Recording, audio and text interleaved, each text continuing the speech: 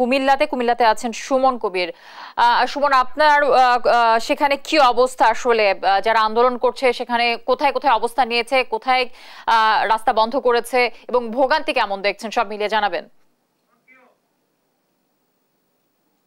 আপনি যেটা বলছেন, আসলে সকাল 12টার দিকে গণপদযাত্রা যে কর্মসূচি শুরু করেছে কুমিল্লা পুলিশ লাইন থেকে তারা, আমি আপনাকে জানাই সকালবেলা আমরা দেখেছি যেখানে তারা করার কথা ছিল কুমিল্লা ফুলবাড়ি চত্বরে, সেখানে মহানগর ছাত্রলীগ জেলা ছাত্রলীগ অবস্থান নেওয়ার কারণে পুলিশ লাইনের থেকে তারা আসলে গণপদযাত্রা কর্মসূচি পুলিশের মাধ্যমে আসলে ব্যবস্থা করা হয়েছে এবং তারা এখন জেলা পরিষদ কার্যালয়ের সামনে গণপদযাত্রা কর্মসূচি করে আসছেন। তারা এখানে এসে তাদের দাবি দেওয়ার বিষয়ে স্মারকলিপি জেলা প্রশাসক যে ডিসি রয়েছে, ডিসি বড় তারা স্মারকলিপি প্রদান করবেন। তবে আমি জানি রাখি সকাল থেকে তারা দেখেছি তারা এই গণপদযাত্রা কর্মসূচি করার জন্য আসলে অবস্থান নিয়েছিলেন সকাল 10টা থেকে। তবে এখানকার কুমিল্লা মহানগর জেলা ছাত্রলীগের অবস্থানের কারণে পুলিশ তার সাথে কথা বলে মহানগর জেলা ছাত্রলীগকে একদিকে অবস্থান নিতে বলা হয়েছে আর তাদেরকে আসলে পুলিশের নিরাপত্তায় নিয়ে আসা হয়েছে জেলা প্রশাসকের কার্যালয়ে স্মারকলিপি প্রদান করার জন্য।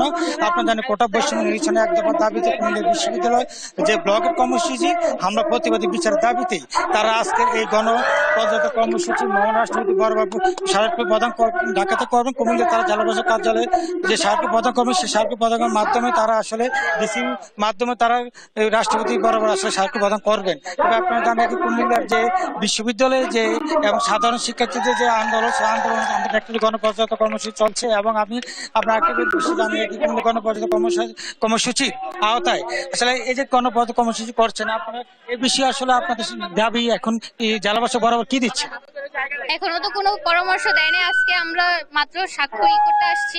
তো আমরা চাই যে মেধাটা জিতুক, কোটা না থাকুক। কোটার কারণে আমরা মেধাবীরা কোনো জব পাচ্ছি না বা কোনো জায়গায় কোনো মানে আমরা কোনো সাপোর্ট পাচ্ছি না, বা আমরা এডমিশনের সময় বেশি মার্ক পাওয়া সত্ত্বেও কোটা আলারা চলে আসতেছে। কিন্তু এটা আমরা চাই না, কারণ মেধাবীরা আগে জায়গা পাক, কোটার আগে কোটা বাদ যাক, এটাই আমরা চাই।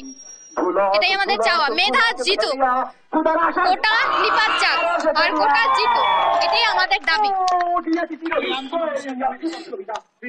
এই আন্দোলনটি অবশ্যই দরকার, কারণ আমাদের দেশে কোঠায় যারা আছে তারা কিন্তু পড়াশোনা অনেক সেম ভাবে সবাই করতেছি, কিন্তু আমরা মেধাবীরা অনেক তুলনামূলক পিছিয়ে আছি। ওদের এজন্য 5% কোঠা দাবি চাই আমরা, এজন্য 56% কোটার দরকার নেই আমাদের। গণপদযাত্রা কর্মসূচির আওতায় তারা জেলা প্রশাসক বরাবর এসেছেন এবং তারা বলছেন যে শান্তিপূর্ণভাবে তারা জেলা প্রশাসকের কাছে স্মারকলিপি প্রদান করার মাধ্যমে আজকের কর্মসূচি তার পরবর্তী কর্মসূচি কি হবে তার ঘোষণা দিবে। আসলে এই ছিল কুমিল্লা থেকে